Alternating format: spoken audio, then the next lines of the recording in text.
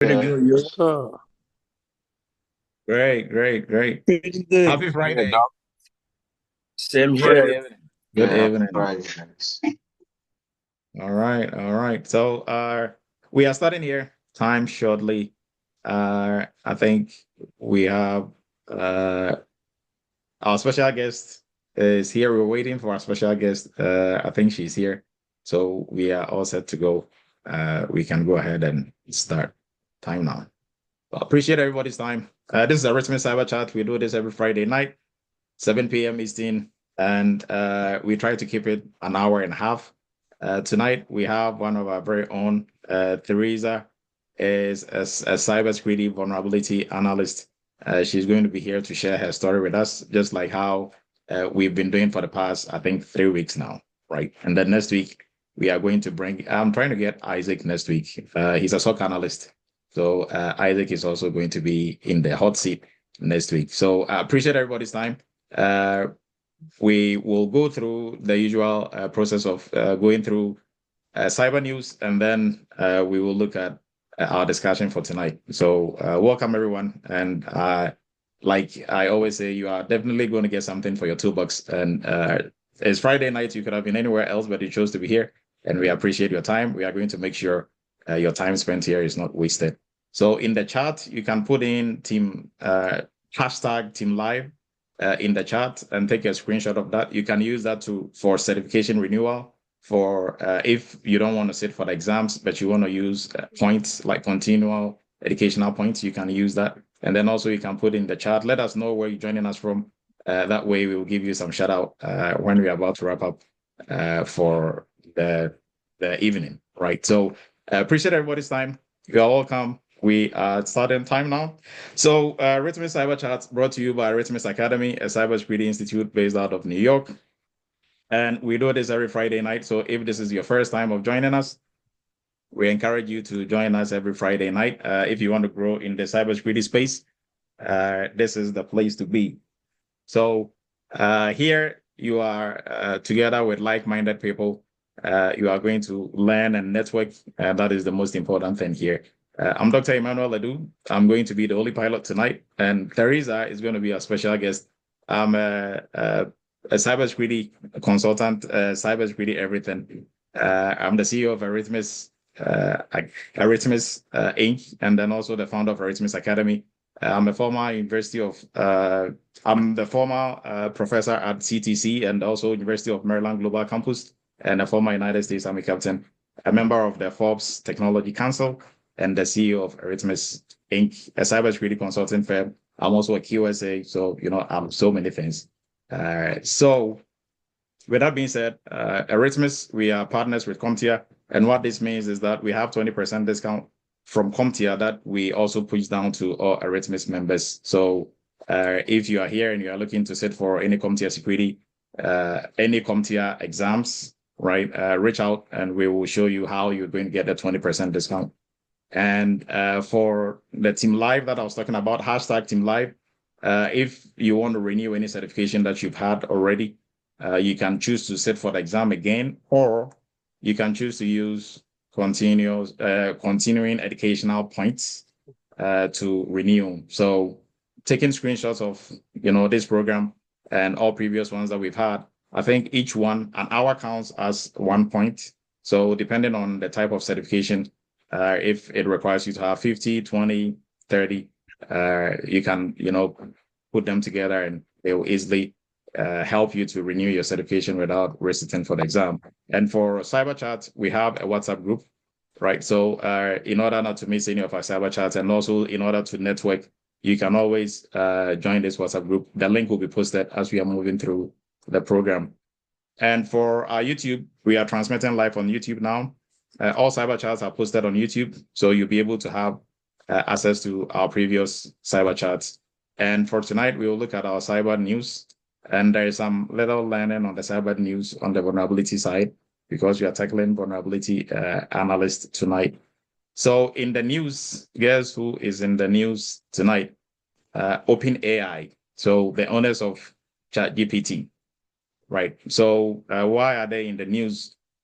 So they've increased the amount of money they were paying for bug bounty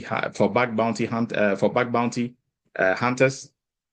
Now they've actually increased it from it was 20K if you found something that was substantial to 100K, right? Now maybe somebody is sitting here like, what is bug bounty and this 100K and all this? So I'm going to throw it to everybody.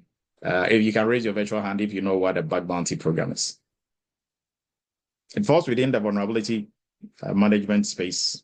So, Ian, please go ahead.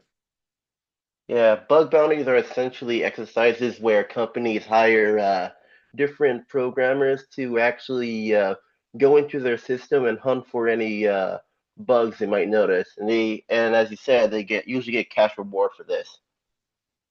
Okay, so are they hiring programmers or who exactly is doing this? Is it Sorry, a what? program? Like who exactly is doing this? Is it like a programmer? Hired, sort of like hired hackers, white hats. Okay, yes. So pen testers, so ethical hackers, we will look at it. But do they hire them or anybody can just try their hands on this? More or less anyone can try their hands. Okay. Okay. So and anybody else has any experience or know something more about bug bounty programs? And where would this program fit in the why would a company even need this in the first place?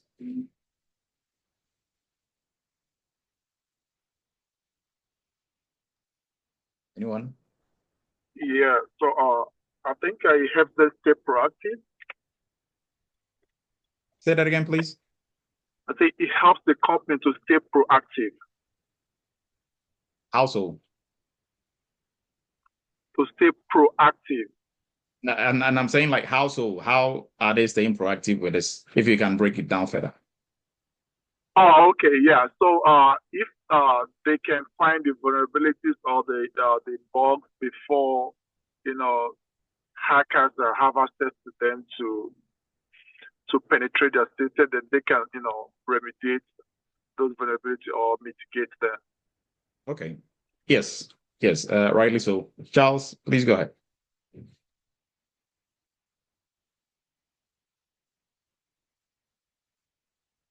You are muted if you're trying to speak, Charles.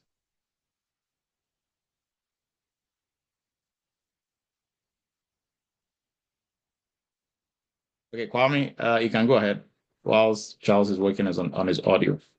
Yes, I think it's helped improve cybersecurity in within companies, basically by identifying and fixing potential threats before any malicious hackers exploit them. Okay, yes. So what is the difference between bug bounty programs and a company hiring a penetration tester to come and do a pen test on their infrastructure? With bug bounty programs, I mean, it's like a business or a government can organization or entity can set up a in-house bug bounty program, basically through different platforms, and yeah, that's what I think. Okay. Okay. Thank you, Kwame. Anybody else? Ian, please go ahead. Oh, penetration testing can be a little obstructive. It's like how you say active. Left onto Harmon Road. Yes, please go ahead. Anyway, yeah, as I was saying, penetration testing is considered like active testing, and it has the potential to disrupt like normal business hours unless they schedule downtime to make room for penetration tests. Okay. And what about bug bounty? They can also do that at any time, or they have like scheduled times for them to do that. Not you, and like somebody else can jump in. Ransford, kindly go ahead. Sure. All right, thank you, sir. Yeah, I would say bug bounty is pretty much like open to anyone that has a goodwill to try to penetrate them. and then they get paid for that if they discover, just like a way of discovering vulnerabilities that are in their system. But for pen testing, they actually hire people to do that. But this for bug bounty, I think it's just like an open book for anyone to try and see. I don't know. That's just my thought. Okay. Yes. Good take. George, please go ahead.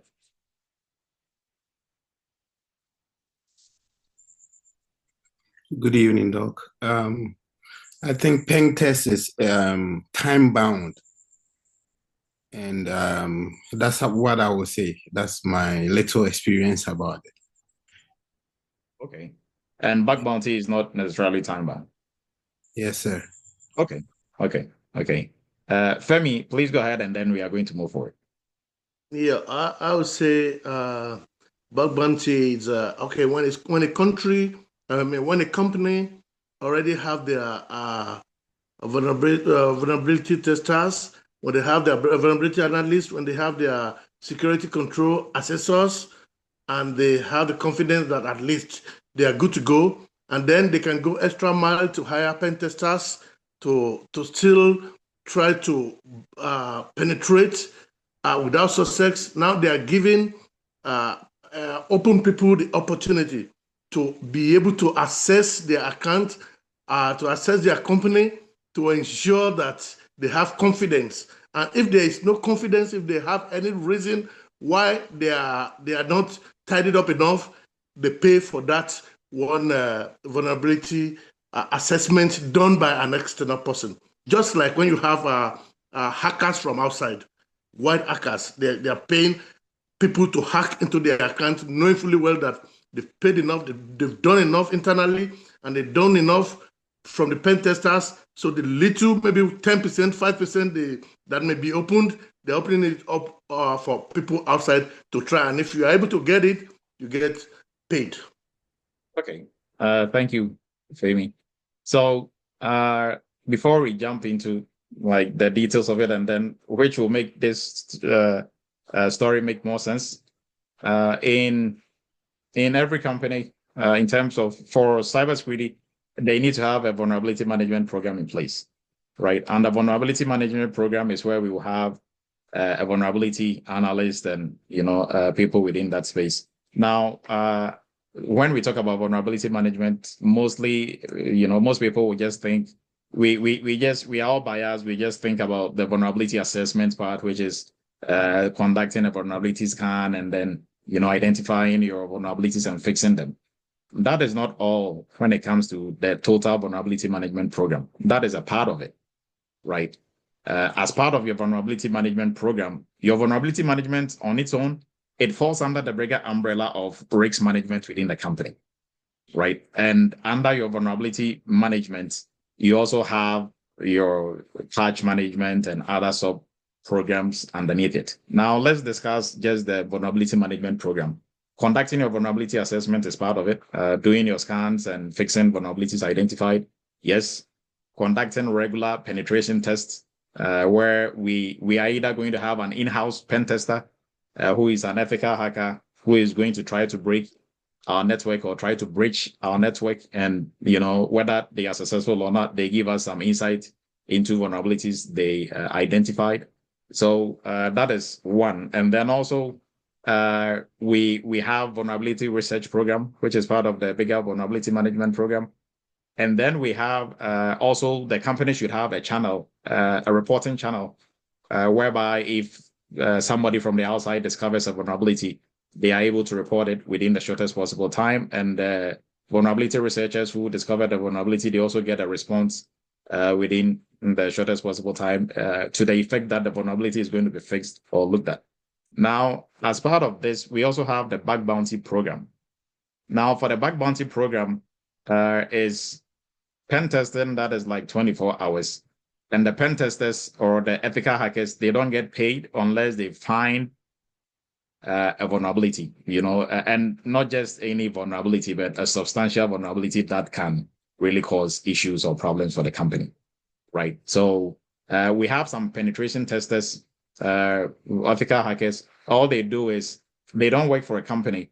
They go around one company to the other, trying to find vulnerabilities or trying to hack, or take part in their bug bounty program. Now, the bug bounty program is a whole structure on its own within the company. It takes a lot of money to run a bug bounty program. So a company cannot just get up one day and say we are, doing a bug bounty program without having the necessary structures in place. Now, when they are doing bug bounty, are the hackers really hacking the real network of the company, or they are hacking another network that mimics or that is almost exactly the same or similar to the actual network?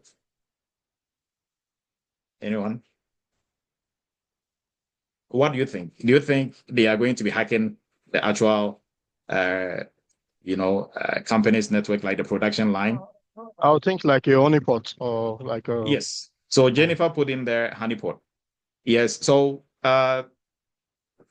honeypot, the idea about honeypot is okay, but not necessarily a honeypot, right? Because honeypot, by definition, we are using that to trick real hackers, right? To think what they are hacking into is the real network of the company, right? But here, for the bug bounty program, we will set up another network that mimics, that has everything and has the same, exactly almost the same as the real network, right? And that is where hackers, from all over the world can be, trying to hack throughout the day. They can do it at any time, anywhere.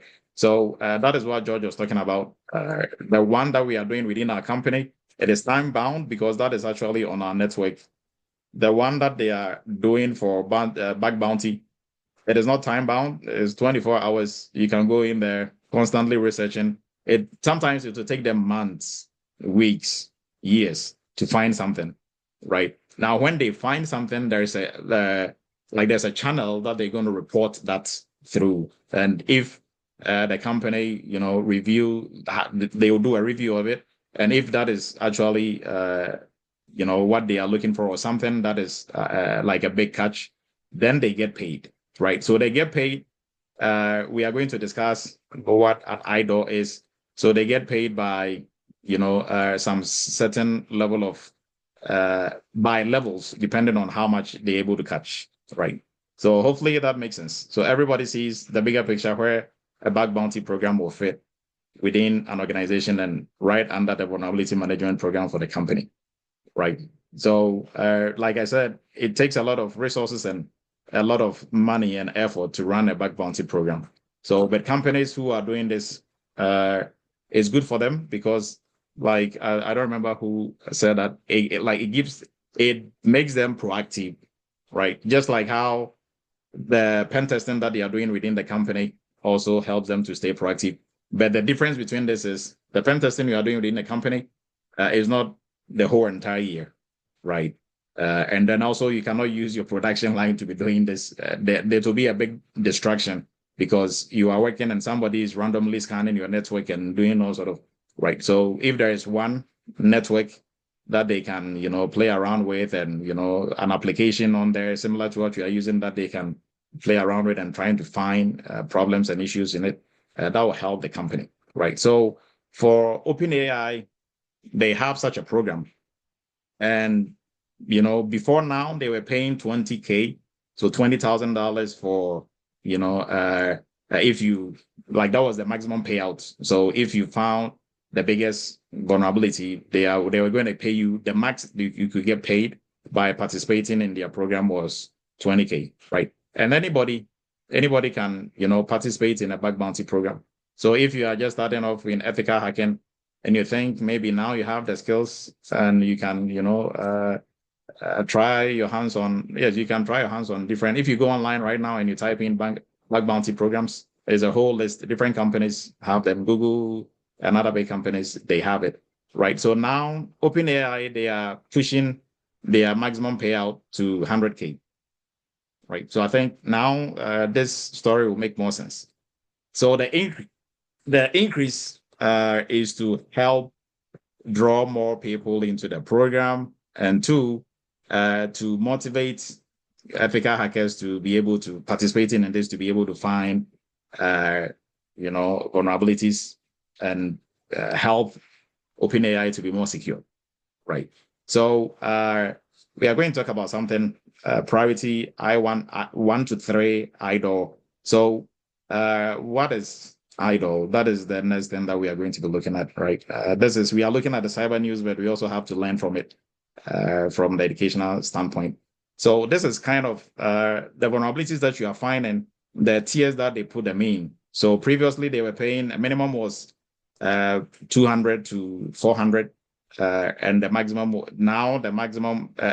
was 6,500 to 13,000, right? But now those numbers obviously will change because they've pushed this money, higher than, I think it's 80,000 increase.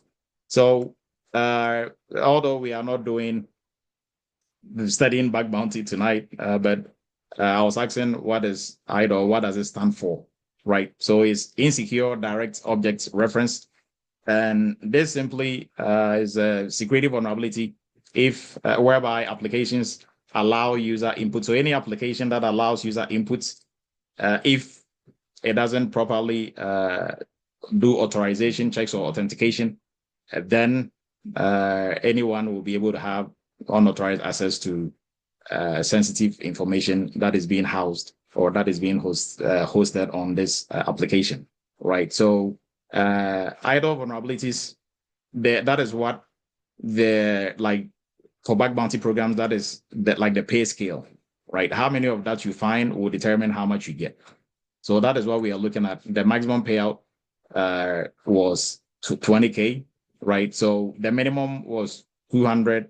In terms of how many idols that you find, the maximum is these figures, right? So, but the cap before then was 20K, now is 100K, right? So that means more money for our, ethical hackers who will be trooping in to do bug bounty programs. Now, some ethical hackers are making a killing doing bug bounty programs, but if you have 100 ethical hackers doing bug bounty programs, probably maybe 5% or thereabout are, the ones who are really making big money out of it, right?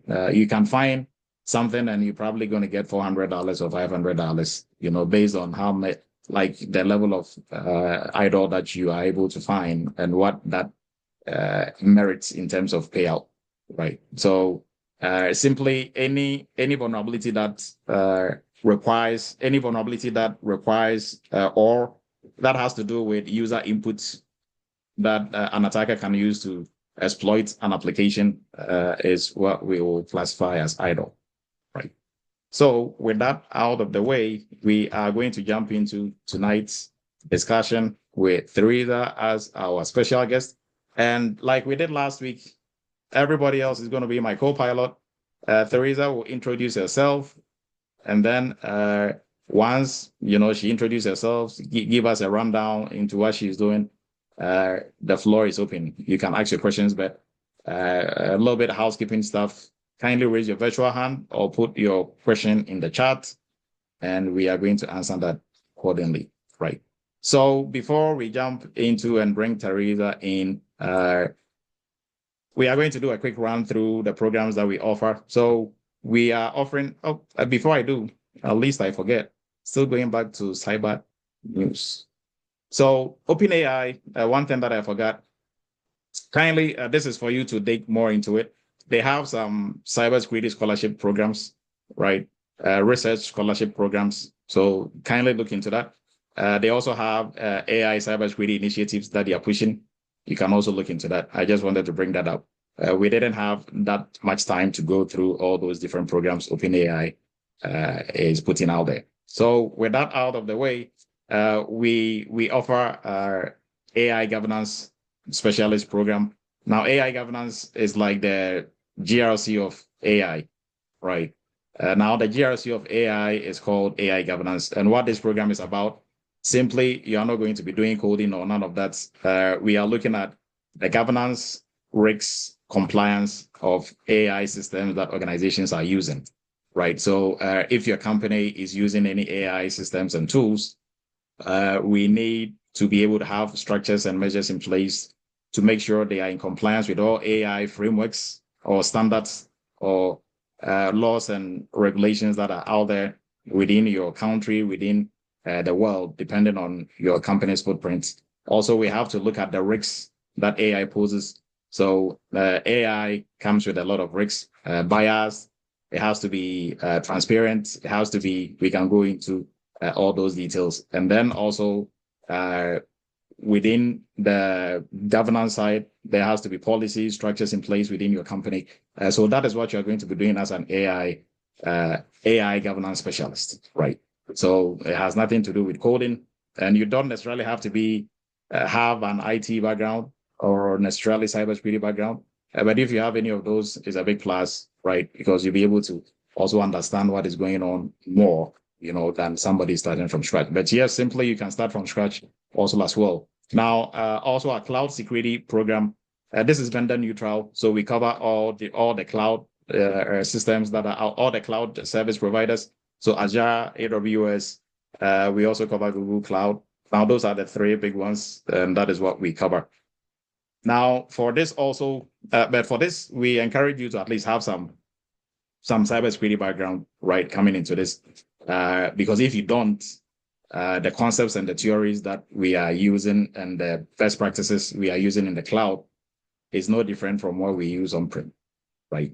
So if you understand a little bit or have a good working knowledge, then it becomes more easier and it makes more sense to do that in the cloud, right? And this is a very interesting class, comes with a lot of hands-on mini projects and an overall big project that you are going to be working on. And then we also look at it from the strategic point of view. So it's not just you in the trenches digging, but also if you're in a managerial leadership role, you should be able to still function effectively, right? And then for folks who are looking to break into the cybersecurity space, we encourage you to look into our cybersecurity entry-level course.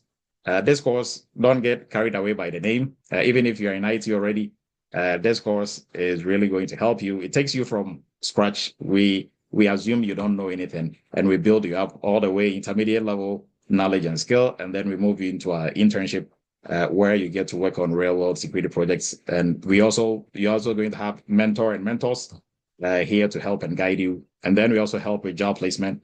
We help with interview prep, resumes, LinkedIn optimization, and all that as well, right? And then for folks looking to specialize, if you're already in the cybersecurity space, but you are looking for that niche to specialize in, to be the boss in any company you're going to find yourself, then we encourage you to join our PCI DSS program, which is the Payment Security Compliance Program.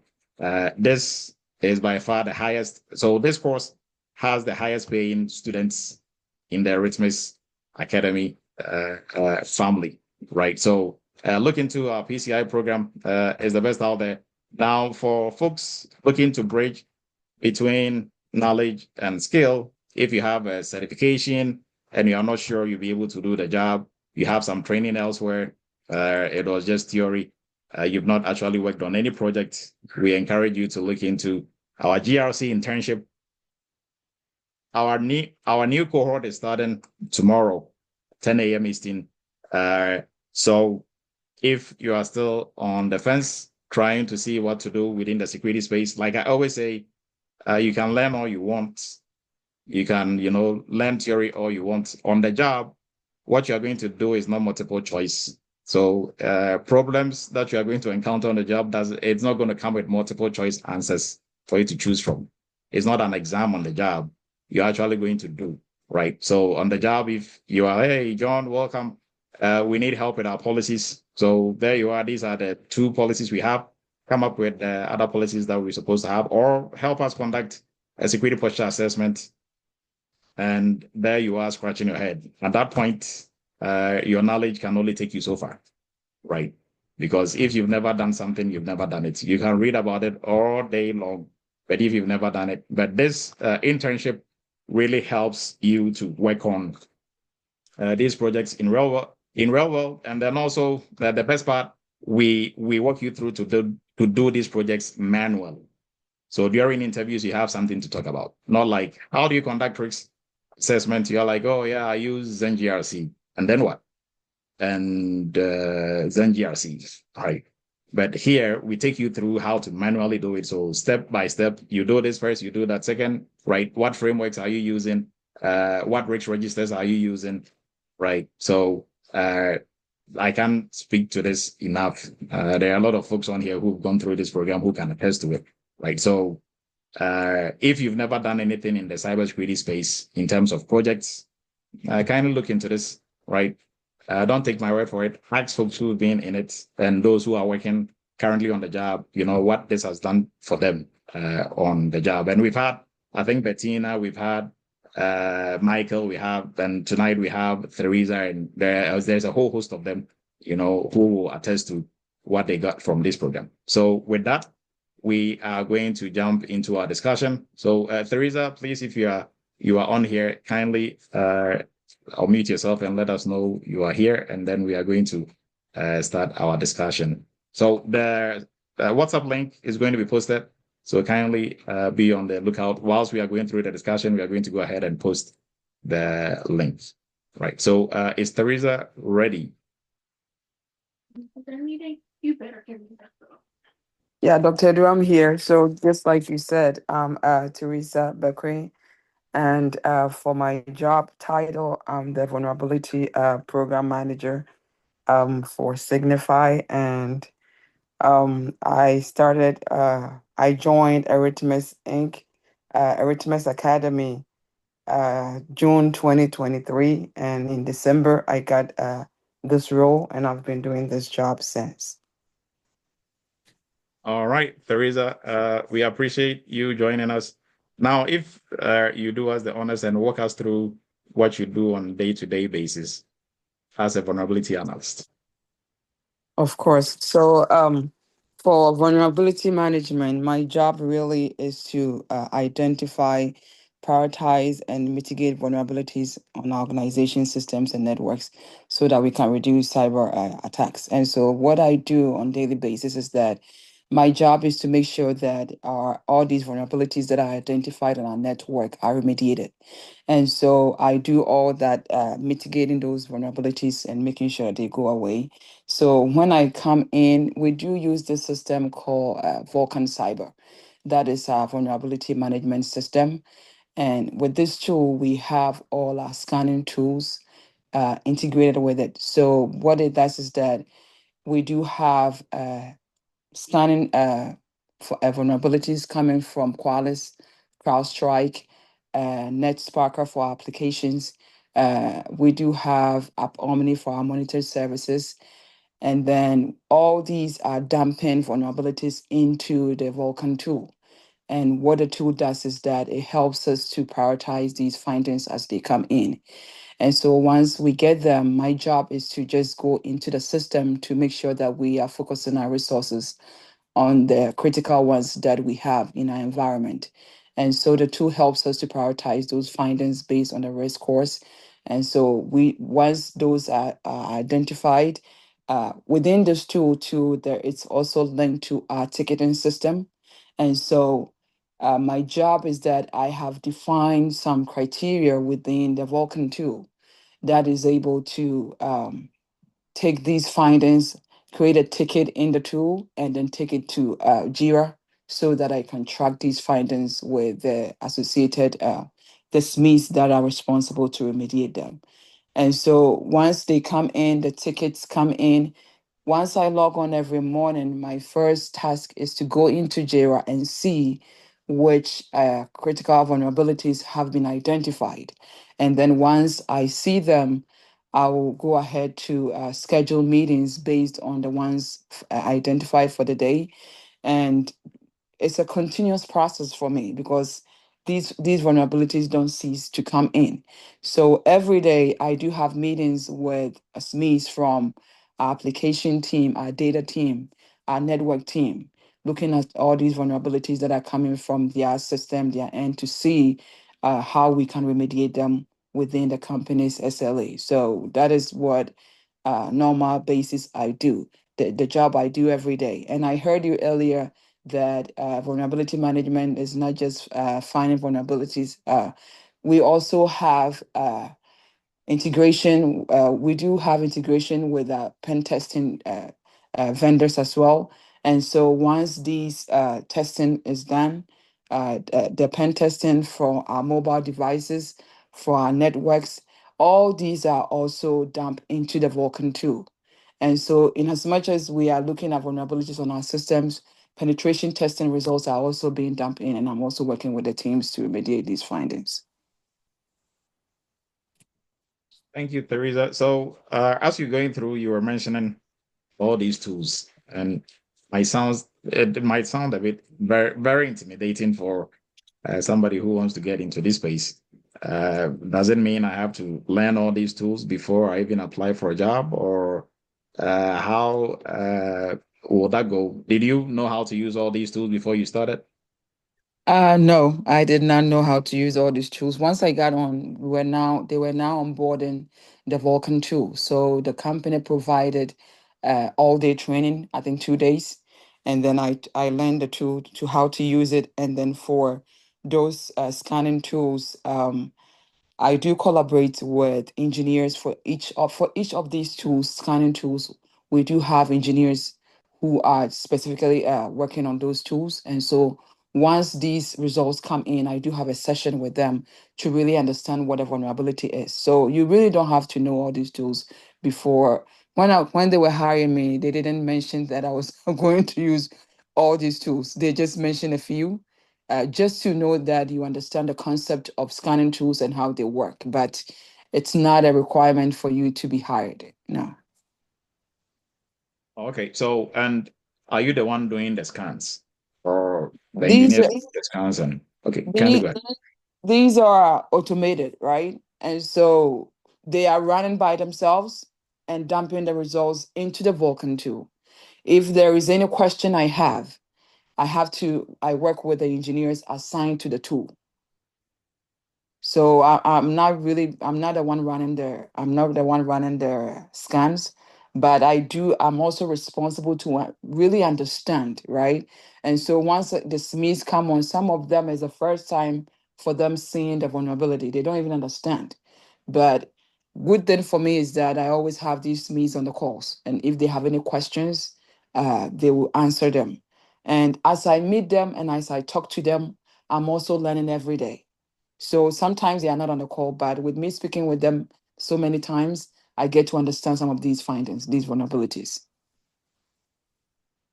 Okay, thank you. So somebody's asking what tools were you familiar with before you got this job? Like before you started this role, like what tools were you? I would say the only tool that I knew was Nexus, and that was me using the trial version, and that is all I spoke on my interview. But I got there and I have to uh, work with SMEs on different tools. It's a lot of them. There is one called App Omni. There is one called I have Orca CrowdStrike, Invicti for applications, NetSparker for applications as well. So it's a lot of them that you wouldn't be able to know all of them. Some of them are learned on the job, and it's okay. Okay, so also coming back to the tools and everything that you said you are doing, looks like you are doing a lot. How do you keep track of all these tools, and how do you really maintain your sanity? Looking at all these tools that some of which you are not probably even familiar with, right? What is helping keep your composure without Yeah. running away from this role? Yeah, good question there. And one thing I said was that, these are sources for our vulnerabilities, right? And so my job is to know the source for those vulnerabilities once they come into Vulkan, once they come into Jira. So if I get as me on the phone trying to remediate an issue with a server, I have to know just the source, right? And the technicalities, like I said earlier, I learn them as I speak with these engineers, right? And I don't have to know all the intricacies of the tool. I just have to know pertaining to the vulnerability, the source of it, and really to be able to understand. And then also, this Vulkan tool has analytics portion to it. And so each vulnerability that is identified, they provide us with recommendations how that vulnerability can be fixed, right? So there is help in the system for you to know. So I'm not required to know all that. That's why there is an engineer, right? And there is a support system. So I'm collaborating with all these teams to do my work. In as much as I'm also relying on them, I'm learning as I go. Yeah. All right. So there is a question in here. It says, what is the size of your team? What are your core skills for the job? So the size for my team, I will say that I'm part of GRC, but I work with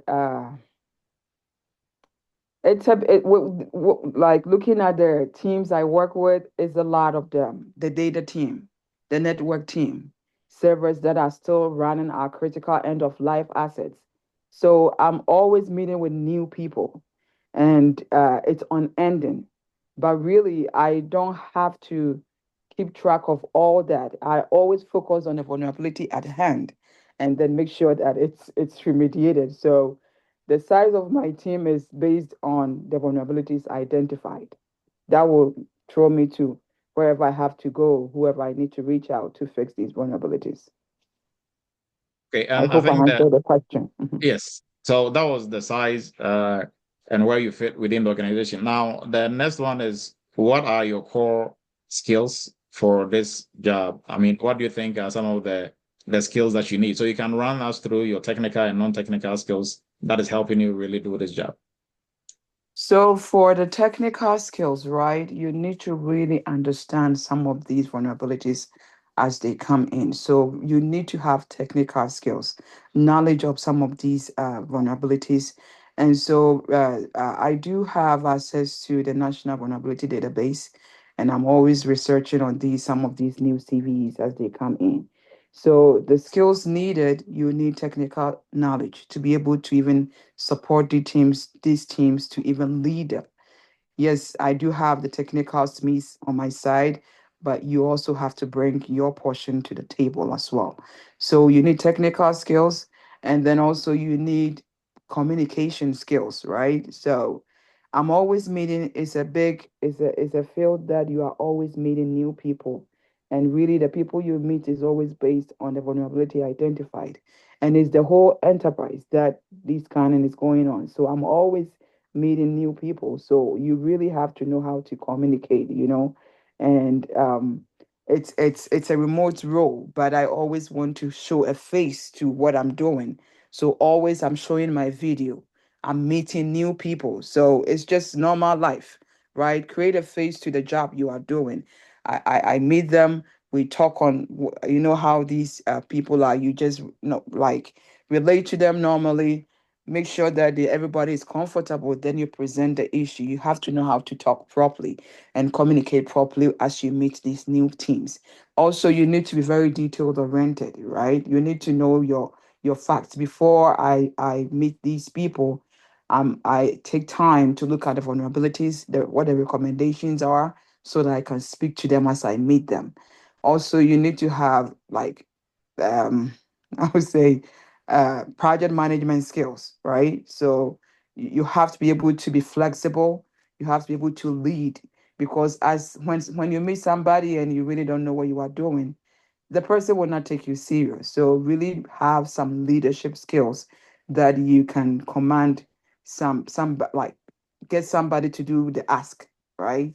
So, and also be human. Just connect with people and not not be talking, just you come there, you just no, you have to be able to connect to people, have human skills, have soft skills. And I believe there is a more to it, but these are the few I can think about. Okay. Thank you, Teresa. So I think there's a question. Moise, please go ahead. Yeah, Teresa, good evening and congratulations, sister. So let me ask you a question. Before you became manager, what was your first role when you finished your training with Dr. Edu? So how did you start your field before you became a manager? Thank you. Thank you. Good question there. So we finished the training, I think somewhere in October. I got the role in December. And really, what I can share with everybody is that the cybersecurity field is not really like developed in most companies. So when I got there, I was the only vulnerability program manager. And so they made me aware that it's just you. We are now building out the program. And so we are not expecting you to be able to support all these findings coming in. And so as time went on, I think now I have 3 more people under me that I'm working with. So my first role was just being the vulnerability program manager, and that is what I'm doing now. Right. Thank you. And there's another question in here. So what are your work hours? Do you work on the weekends? Are you on call? Are you doing remote or you're doing hybrid? I'm doing remote. When I was searching for the job, I just told myself I need a remote role. So it's remote. I start 8:30 and I'm done by 5 p.m. Okay, thank you. And how would you respond to, there's a question in here. How would you respond to a 0-day vulnerability? So for 0-day vulnerability, just like I said earlier, I do have support teams that I work with. And so once these come in, we just meet with those engineers to see, yes, there are no patches or anything like that, but how can I do have a support team that I work with. I'm just leading these teams. So there is a GRC manager, there is a risk analyst, and when these things show up, all of us meet together to see what we can do to remediate that issue. All right. Andy, please go ahead whilst I go through the chat. You can go ahead and ask your question, Andy. A couple of things. Could you put back the places where you said to look at free cybersecurity sponsorship thing that you had talked about earlier? If you could put it back on the screen so I could capture it. Oh, no, I mean, you can simply just go on Google and type in OpenAI cybersecurity sponsorship program or cybersecurity. Yeah, I think it's their sponsorship program. Okay. And you should like it is going to bring it up. Okay. And then So, to Teresa, what's the name of your company?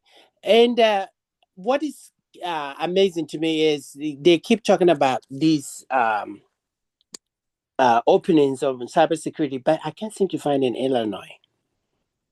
I don't know if I'm typing them in wrong or it's not coming up. Okay, so before Teresa comes in, I think if you're applying for a role, I wouldn't limit myself to my states because Teresa is doing a remote job now. The company can be in Idaho, and I will be in New York, right? So that would be my advice. Don't limit yourself to if you are limiting yourself to your state, then you are looking for a job that is going to be in person. Okay. You see what I mean? So just Yeah. apply for any, and for all you know, the company is in New York, but they have a branch or they want to set up a new branch in your states, right? So Okay. don't really limit yourself to. You have to be open to all roles. So even if it's in person, if it's remote, I'll do the interviews for the practice of it. Right now, if you do get an offer, I'm just throwing Bettina in here. So Bettina, she was interviewing for almost anything and everything. She got a job in North Carolina, right? But the money wasn't big enough for her to move, so she didn't go with it, right? And for that role, she was going to build their cybersecurity program from scratch. They didn't have any cybersecurity anything, right? And she went in there with a plan, with a strategy. We did, our job placement, and I gave her some material and tools to build a cybersecurity program from scratch. She went in there, so she went in the interview literally telling them what she was going to do. They were not even asking her anything. She went in there with, this is what I'm going to do, blah, blah, blah. You are like, yeah, you are the right person for the job. But, the money, they didn't want to push it up. It was, I think, around like 130, 100. But for her to move from, I think she's in New Jersey or New York, she wanted something around 160, 100, but they wouldn't push it. So she let Too that. bad. They missed She out. got this new role. No, but now, I mean, she had 2 offers. So she went with the second one that was very close to her. Right. Okay. So I think that answers your question. So don't limit yourself to one state. Just apply. Now, somebody's asking if Vulcan Cyber is now part. Okay, is this a comment? Is now part of Tenable. Okay, that is just some business something. George is asking, what is the biggest challenge you ever faced as a vulnerability analyst? So the biggest challenge is really understanding the technical intricacies of these vulnerabilities as they come in, right? Some of them you don't know, some of them, but as I said earlier, the tool is very helpful. It gives recommended action that is needed to mediate, right? There are details. It has like threat intelligence feature in it that you can research around it to understand. So really the challenge was getting that technical know-how to understand these different vulnerabilities as they come in. But with the support of the tool, I'm able to learn, and I'm also a continual learner, always trying to learn. And this has really helped me to overcome that challenge. Okay, thank you. And for Andy, somebody put in the chat, Matthew put in the chat the OpenAI grant, cybersecurity grant. So you can kindly use that link. Now, I think there was another question for you, Theresa. Okay, so 0 day, we talked about the 0 day. What are some of the questions you are likely to be asked as a vulnerability analyst during an interview? So what were some of the questions they asked you during your interview? Or if, you said you have people coming in now, you are the manager over there. So if I'm applying for a vulnerability analyst role, what are some of the questions you are going to ask me? So, if I recall, during my interview, they were asking me how I keep up with new threats, right?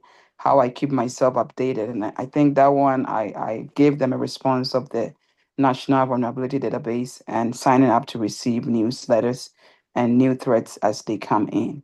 And really, for the role, you need to know those CVSS score, how these run in relation to the National Vulnerability Database, and how these vulnerabilities are ranked. New CVs coming in, so it's all about you understanding that job of like vulnerabilities from different assets and how they are remediated. The how is my supporting the tool that I'm getting, and also talking with the these SMEs. So understand the role. What do you do as a vulnerability manager, right? And how you're going to work with people. They really want to know your people skills and how your project management skills. I have a background in project management. So to me, meeting people, talking to people and getting them to do the work, that was not really a struggle for me.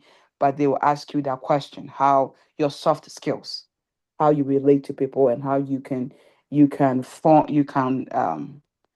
like align with people, form relationships so that you can get a job done. All this are critical to you. Like it's a possible question that they are going to ask you for these interviews.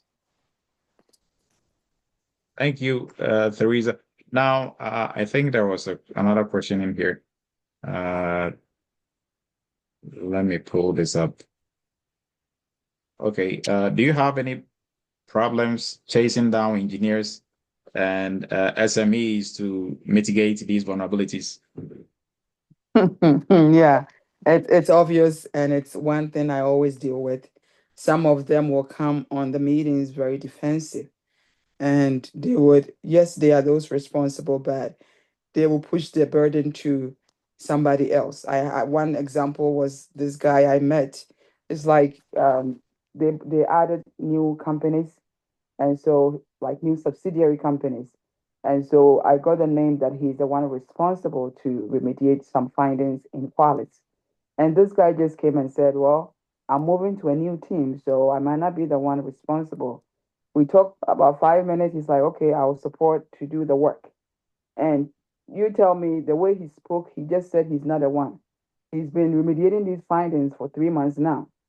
So if I was not able to really talk to him, relate to him, he would have gone away, and me, I will be running around for some time, even before getting his name back to say that he is the person responsible. So, of course, you are going to get people who will run away and say they are not responsible for. You meet them, and it's like me working on servers, right?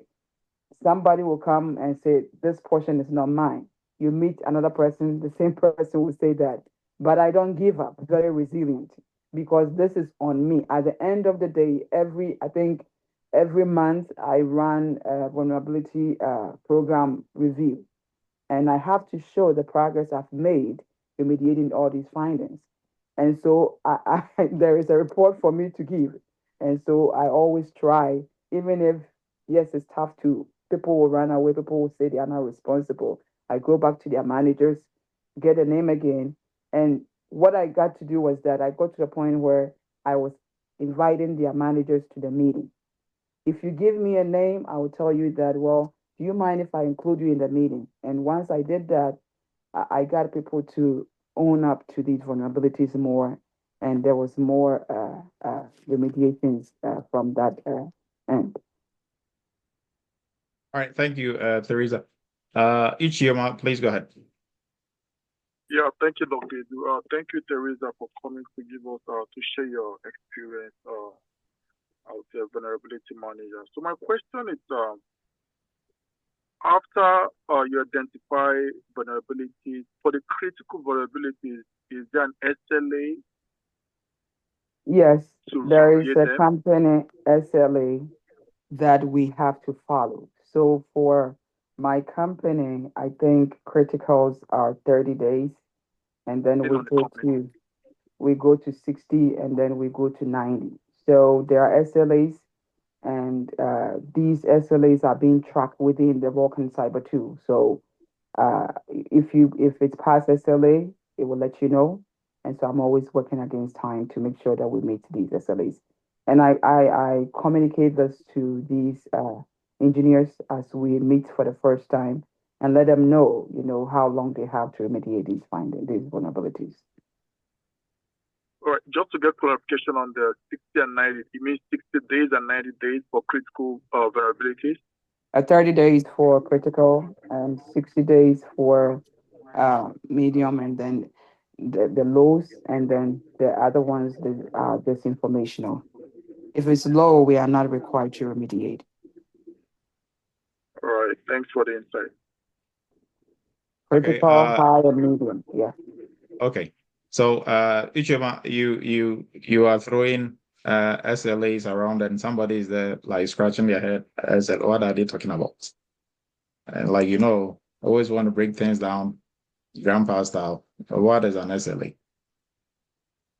So SLA, it's oh, you want me or you want okay? No, go ahead. I mean, you are the one who was asking the question, so.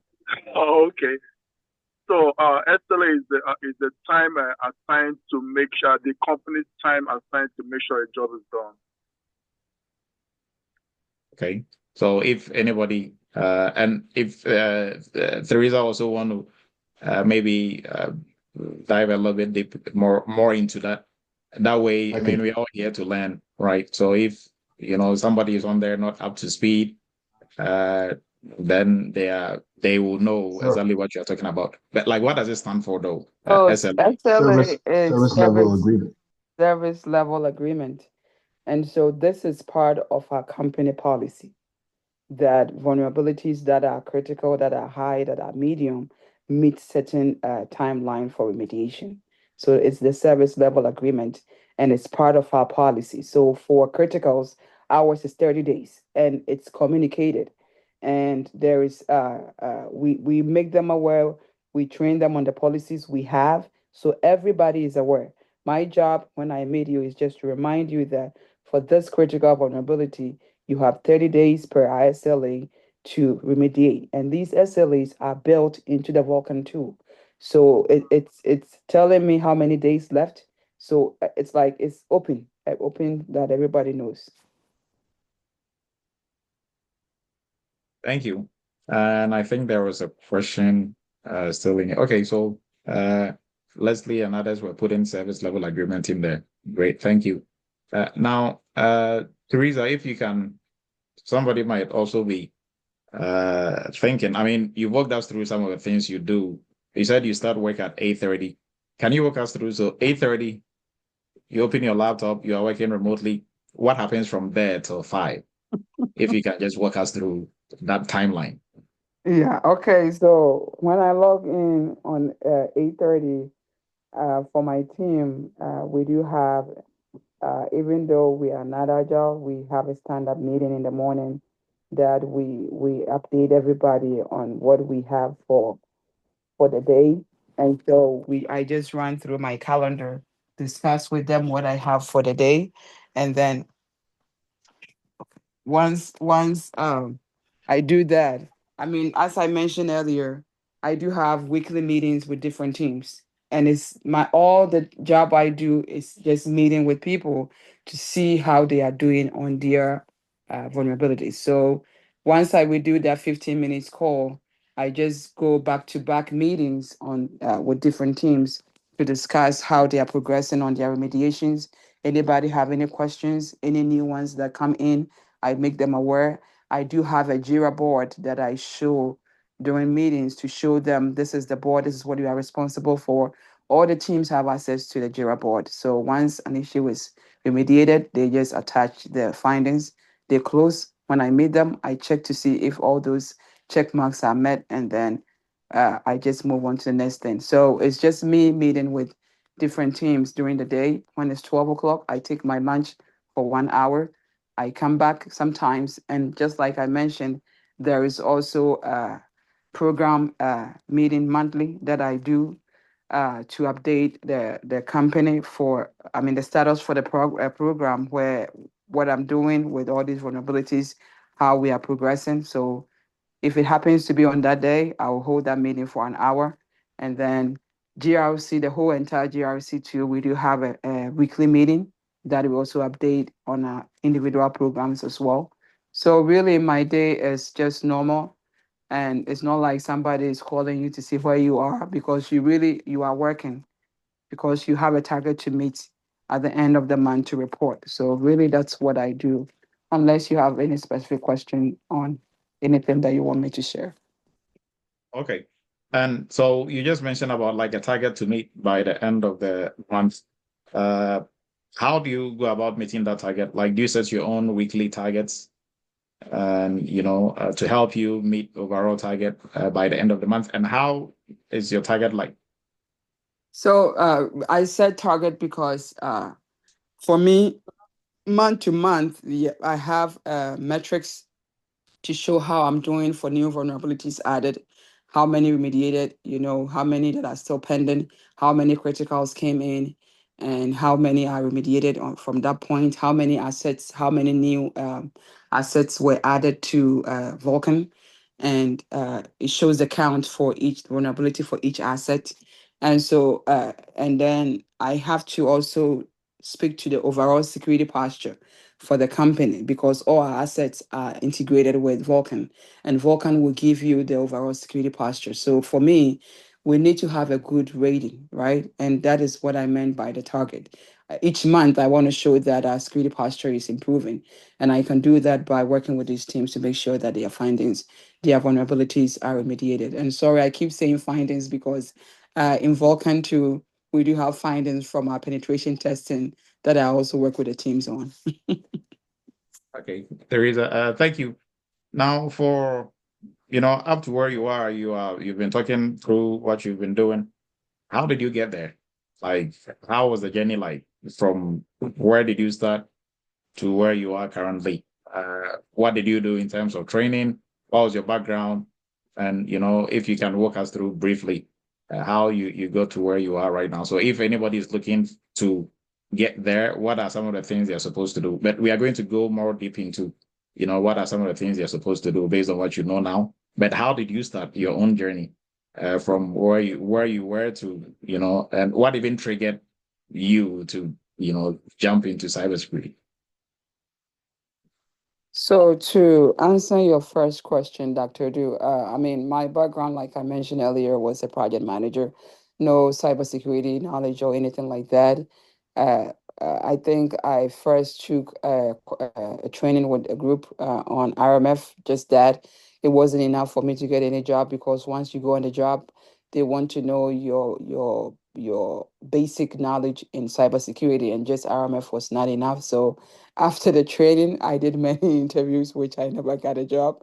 And then a friend here just mentioned to me about Eretmis Academy, which I signed up. The training was like 3 months, and it's just the basic concepts in cybersecurity. And this was just Dr. Du's training. It was hands-on. And it's not like you, compared to the IRMF, they just taught me theory, which nobody even showed me the frameworks. They just said we have 19 controls and there was nothing for me to see what the controls are. But I joined the Eretmis internship, academy internship, like hands-on. And it was really what set the stage for me to be where I am today. That training gave me the basic knowledge in the field. And I mean, just like I said earlier, after the training, like a month or two, I applied for jobs all over. And somebody just reach out to me. And it wasn't long for me. I think my first interview, and that's when I got a job. Okay. Yeah. And then, Dr. What's the second question? So the second question I'll rephrase. Okay. What really prepared you for the job? Like now, if somebody is supposed to do like go through and do the same thing you are doing, with what you know now, what do you think they can do to prepare themselves to be able to do exactly what you are doing? Yeah, so to answer that question, Dr. Du, really, there was many of us that joined the internship program. My team alone, we were like 23.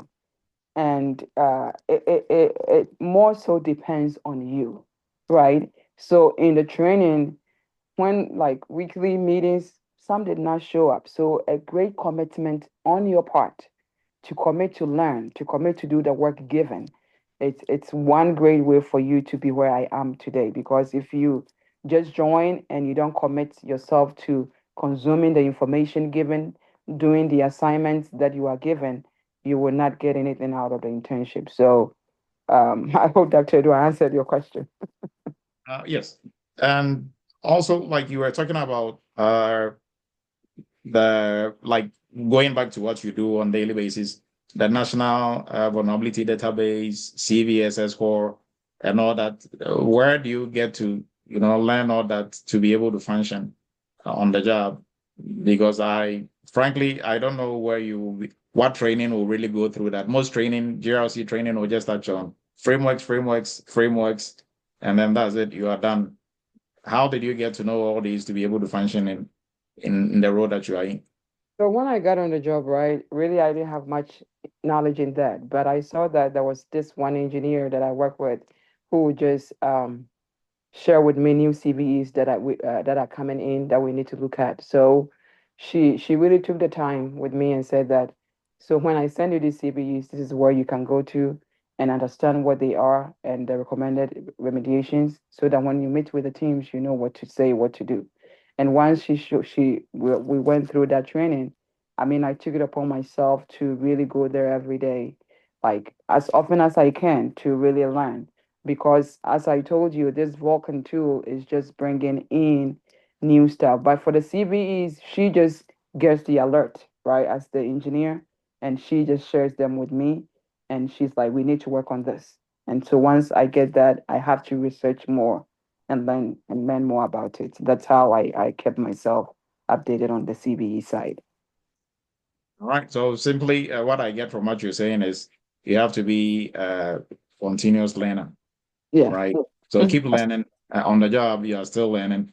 So if you are always learning and you are striving to, learn new stuff, you'll be able to do well on the job. Now, there are some questions in the chat for you. Do you always have to stay online working even if you don't have anything to do?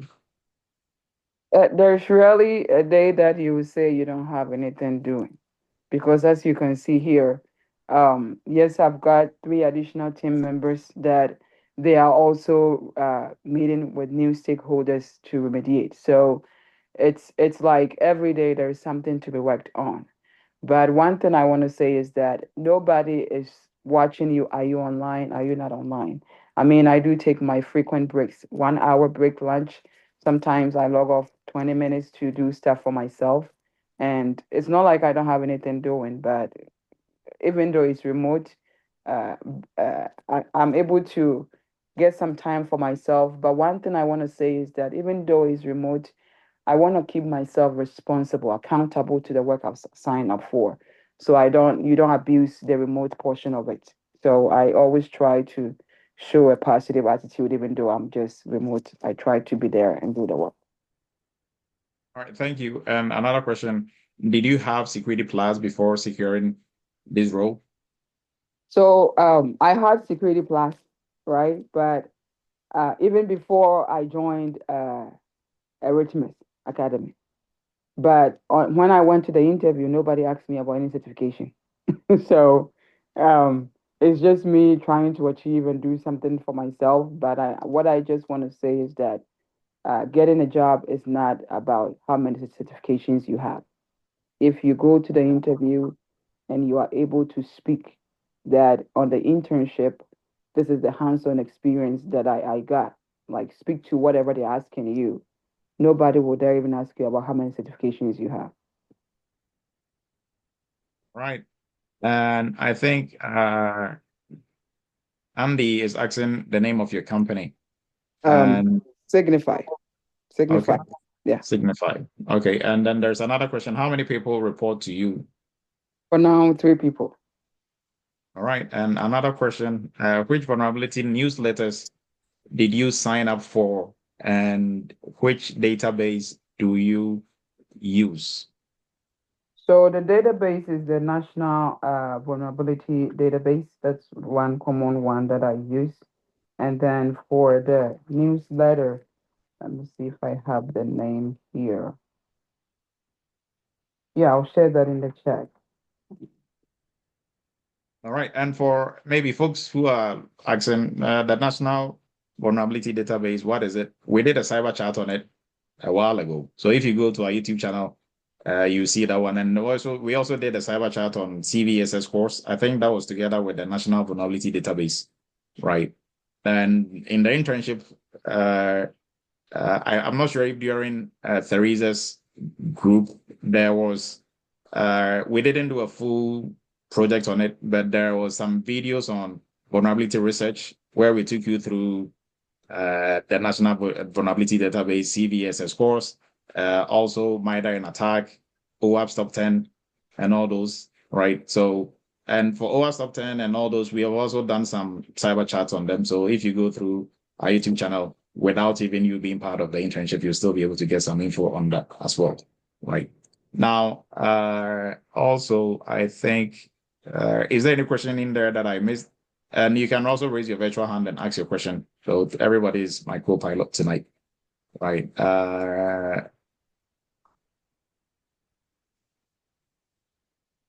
All right, yeah. So Leslie is saying there are videos on vulnerability research in there, right? Okay. So I shared the newsletter. There's one from Threat Post, Dark Reading, and then Krebs on security.com. Those are the ones that I go to read news on. Okay. Please, the name of the company was, I think Theresa mentioned the name of the company already. So somebody's also Signify. Signify. Yeah. Okay. So, and then if there are any questions still in here, I think like all the questions in there have been answered. Now, my question, probably maybe the last two, and then we'll be about to wrap up. Dr. Edu, quickly, can I ask a quick question about Signify? Is it? Kindly hold on. Okay. Let me mute everybody first. I think somebody unmuted themselves. Okay, go ahead, Andy.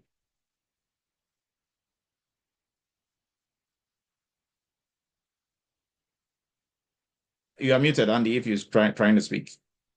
Yeah, okay.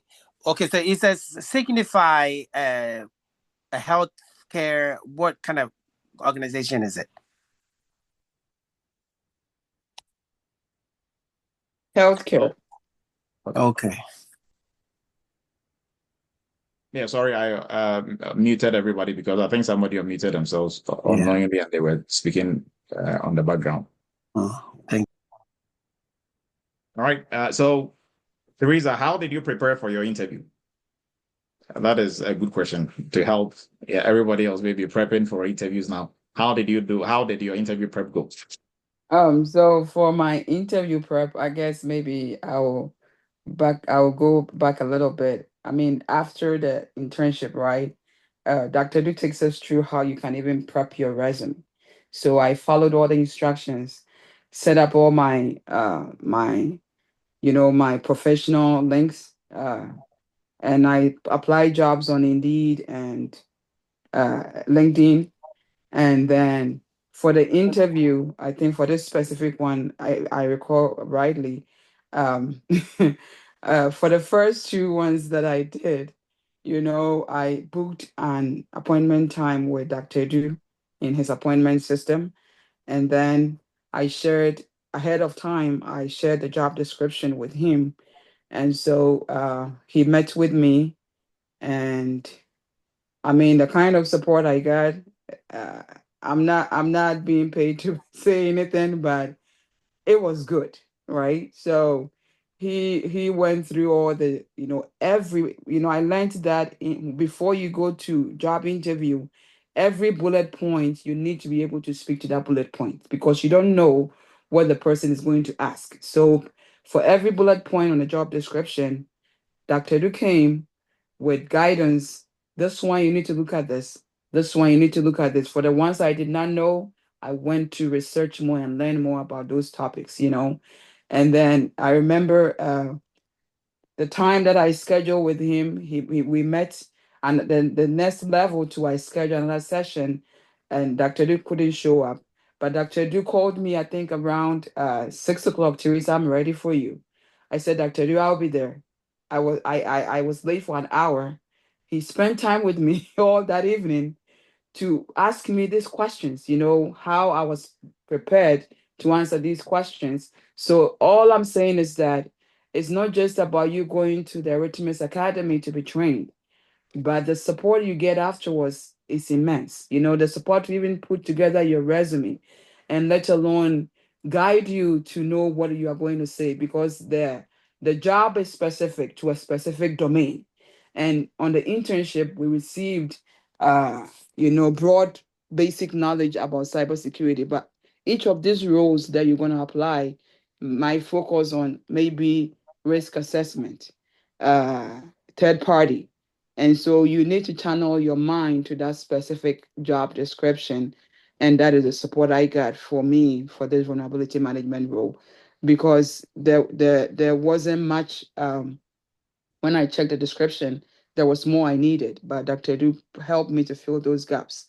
And when I even went for the interview, the hiring manager told me that, Teresa, you didn't schedule the interview time early enough. We've hired somebody, so we're not going to hire you. But he said we are going to I will get back to you. And it's just getting a normal email and saying that we didn't hire you. But this hiring manager called me and said that I was really impressed with your interview, but we hired somebody already. In 3 weeks' time, this guy called me and gave me this role. So all I'm saying is that it's not just the internship you are going, but you're going to get a lot of support along the way. And these tools that you are given during the training, they are going to help you on the job so that when you go, you're not going to say, what do I do? I never called Dr. Du to say, I don't know what to do because really I was given everything I need to know for the job. Yeah, thank you. All right, Teresa. Thank you. Now, there are some two questions in here that we're going to tackle, and then from Abraham, did you have cybersecurity portfolio or to showcase your hands-on projects to the recruiter at the time? And then so you can go through that first. So and Abraham, if your question is not well answered, you can unmute yourself and ask the question.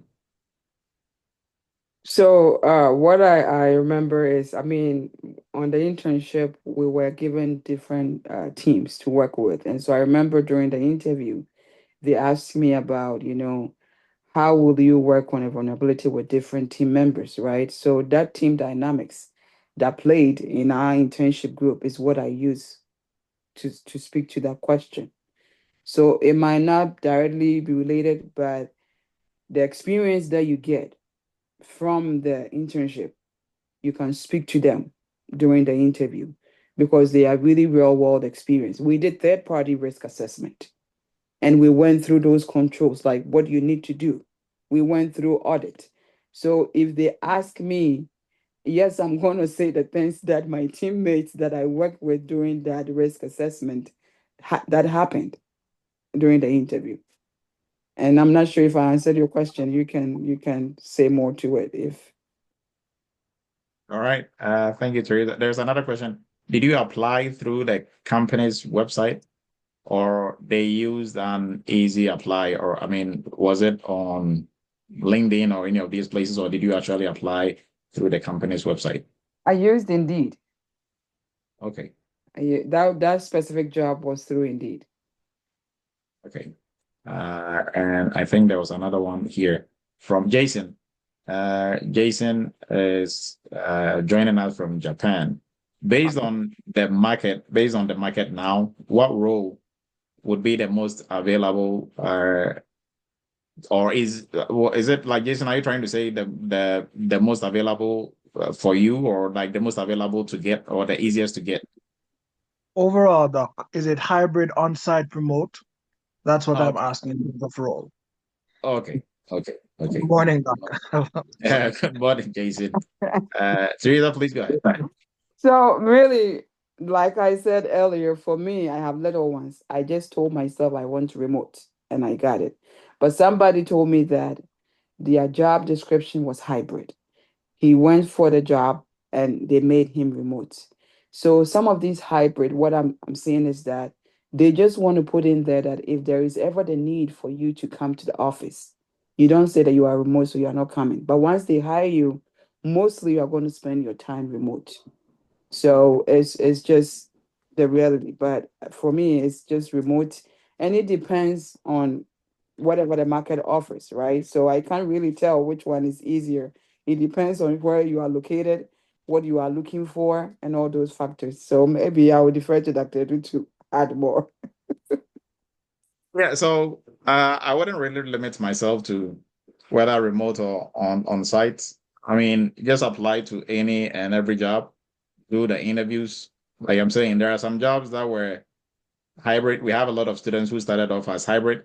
They showed up once in the office and that was it, right? They're like, you don't have to show up, right? Some even started as on site, but it will eventually lead into maybe hybrid or remote.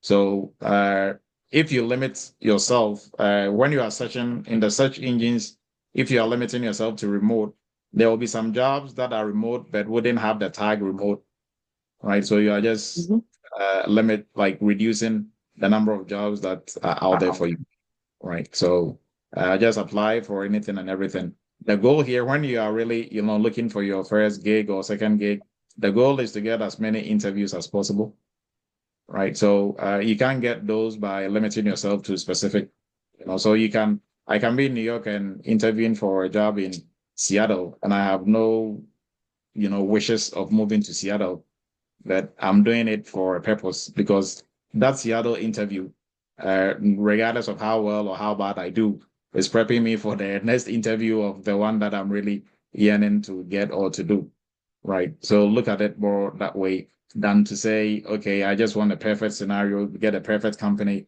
do the interview, because like, what is your guarantee that that interview you are doing is going to land you the job? But I can guarantee you, if you do more interviews, you get better and you'll be able to eventually get the job you're looking for. Right. So that will be my take on that. Now, there's another question. So BAM is asking, is the training you had, like the training that you went through, was it a vulnerability analyst training?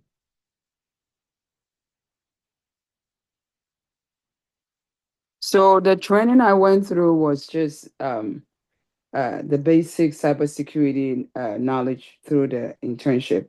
But just like Dr. Du, you mentioned earlier, during our time, yes, we went through the MIDA attack. We went through those earlier frameworks. I think that was the first one we did. So really, the only training I had was those frameworks that we learned, right?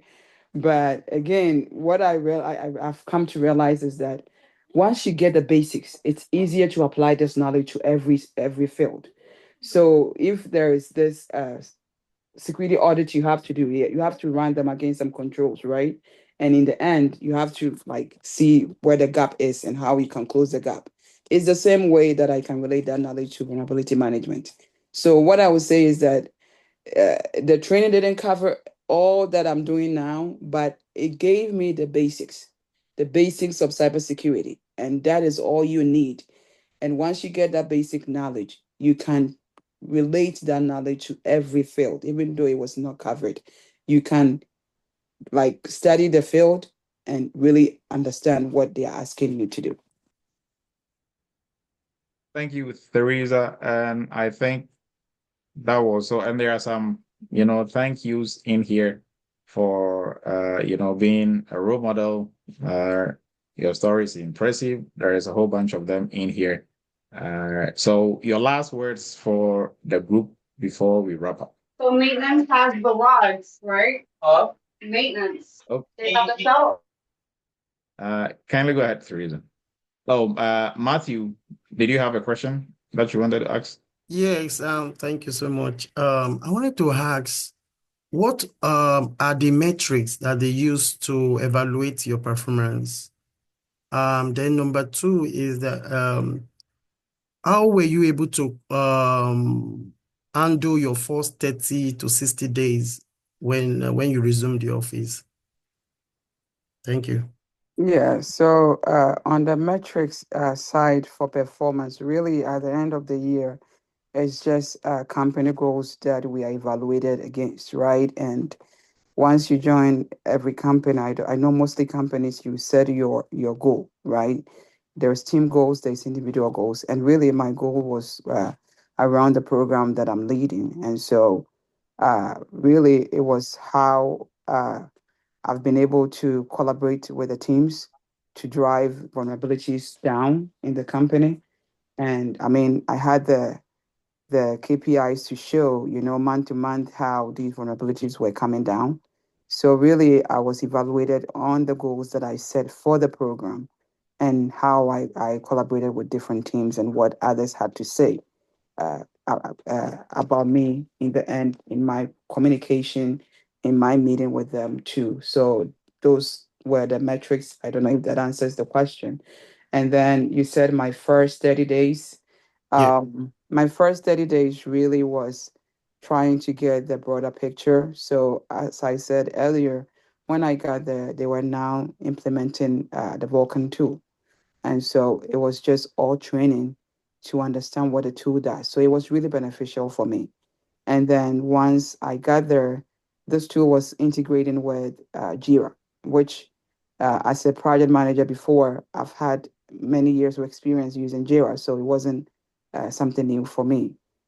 Really, was what I needed to know more was the scanning tools, and again, the Vulcan tool was now being built, and so all these integrations from the scanning tools, I was there to witness and also understand the setup, how the scoring was going to be, how we were going to apply our policy, our SLA, to show that we are SLA compliant with all these metrics in there. So I was very lucky to learn from scratch. So for me, I learned in the first 30 days to use all those new tools. Thank you.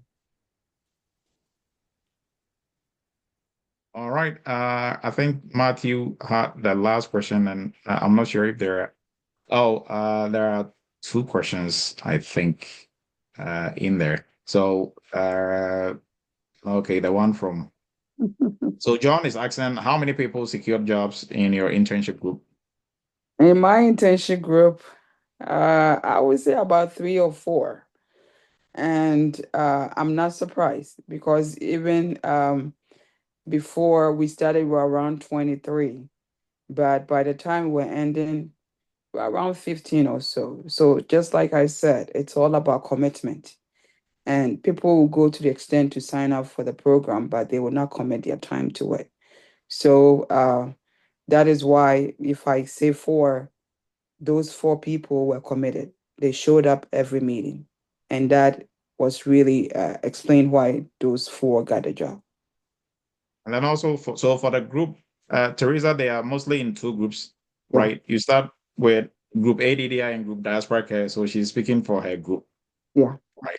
Now, getting a job, they are really broken down into 3 tiers. Some people are, like Teresa, they are really in the first year. They are pushing it, they are doing everything, carrying the whole team on their back. Now, that tier, mostly they'll get a job even before the internship is over, or as soon as the internship is over. So always there'll be like some 2 to 4 who will get jobs before the internship. And then the next year is people who will start applying and start pushing after the internship. That is like within 2 months to 3 months, like 1 to 3 months, right? And the other tier, whom you're going to call and, hey, Teresa, so we've not heard about anything that you are doing, nor your resume. Are you applying? Yeah, Dr. Edu, so I will start applying. There's those people, some even never apply for a job, right?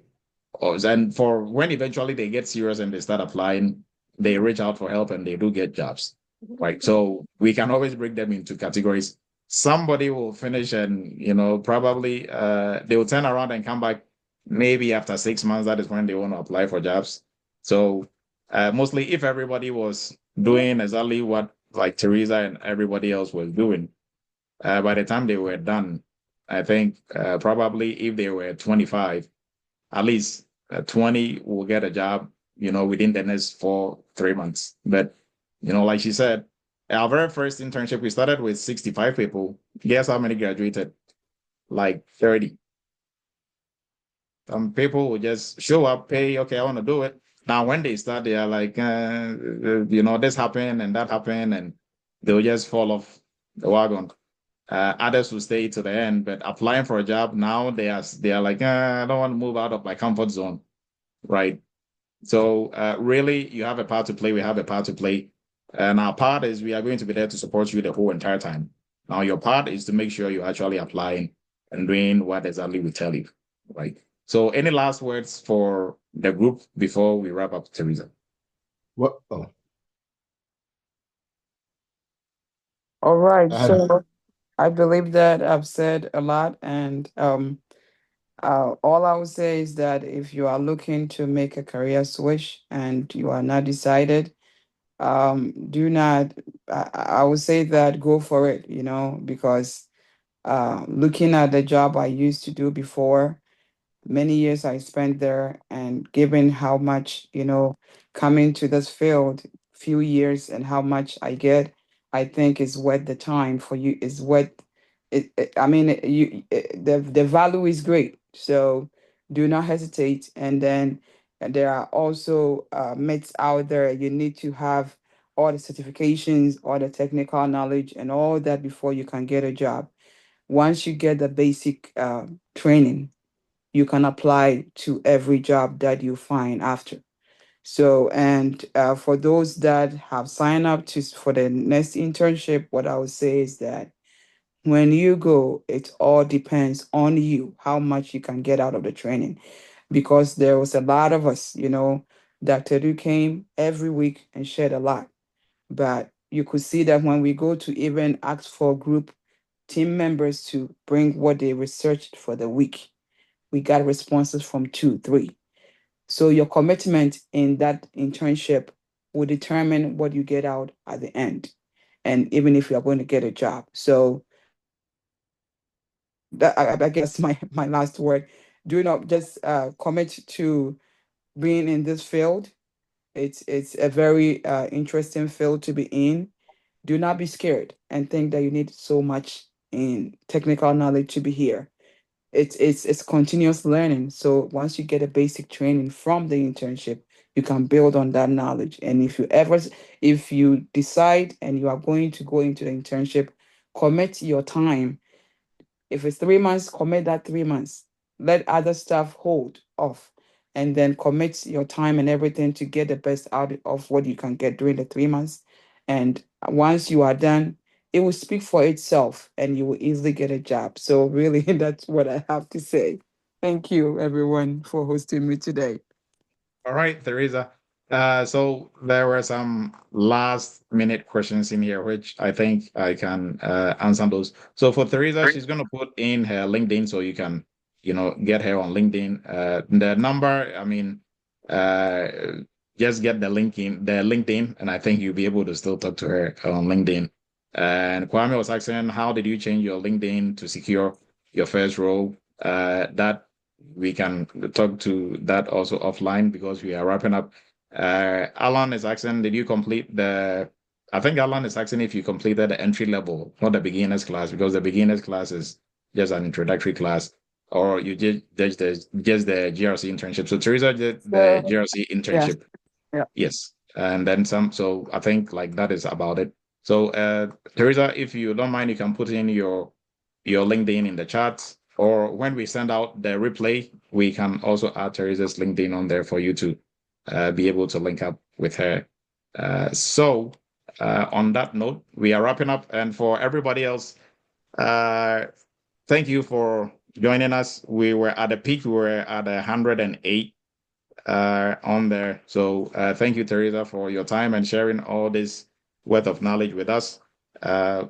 It's always a privilege to have one of our very own, come back and listen to us. And for everybody, you can also be in this position because Teresa was listening to Cyber Chat, listening to other people, and then now it's her, on there also, speaking about what she's doing. So anybody and everybody can be on here also talking about what they are doing. For us, what we can promise is that there is hard work that you are going to do. We are going to be there to guide you through the hard work. There is no magic to this, right? We're not going to sit here and say, oh, within 45 days, you're going to get a job. Within 45 days, what are you going to get in terms of knowledge and skill? That is what matters. You can get a job within 10 days and get fired within 20 days, right? But get a job and do it comfortably. Like Teresa is saying, we didn't necessarily do a risk analyst project, but she's able to function there because of all that we expose her to, right? So all the tools she's using, we didn't use these tools during the internship. And like anybody who is like really bent on tools, all the tools she's using at work, you cannot really learn all of them before you get any job. And during interviews, they were not so much concerned about, do you know how to use this? Do you know how to use that? Do you know how to, right? They are more concerned about what can you do, right? So what can you do for the tools?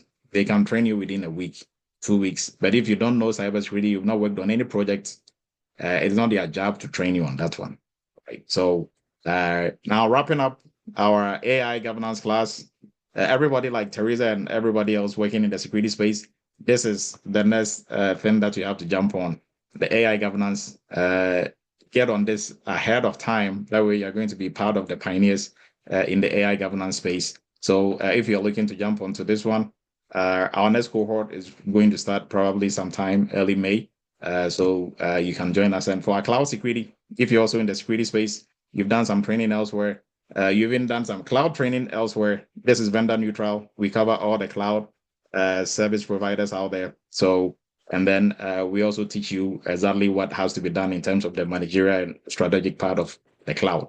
And then for everybody looking to start a career in the cybersecurity field, this is the best program that is going to take you from where you are to where you can start working in different roles in the cybersecurity side, on the blue side, on the blue team of cybersecurity, right? We don't do anything on the red side, penetration testing and the rest. Everything we do is on the blue side. So including vulnerability analyst, GRC specialist, right? Everybody on that side. If you go through this, it is really going to set the foundation for you. And then we have our PCI DSS program, our payment security program. This is a niche within the cybersecurity space. This is what Eretmis Inc. does for a living, right? And we have a program on that also as well. So if you're looking to specialize in cybersecurity, you can look into jumping into this one. And then for our GRC internship, the almighty GRC internship and workshop, for everybody else coming outside our entry level, students, this is a workshop and it's a paid workshop, right? For if you are a student in the entry level, is the second portion of the program is our internship. And this is where you actually get to work on real world projects. We expose you to a lot, way too much than you need for the job, right? And during interviews, you are able to speak to things that you've done, not something that you just read. You can read about it all you want, but if you've never done it, it's going to show in your delivery during interviews. And even if they give you the job without an interview, what are you really going to do on the job? Right. So like Teresa is getting up in the morning, she's confident, she knows what she's doing, meeting with different people without panicking. And that is what you need, right?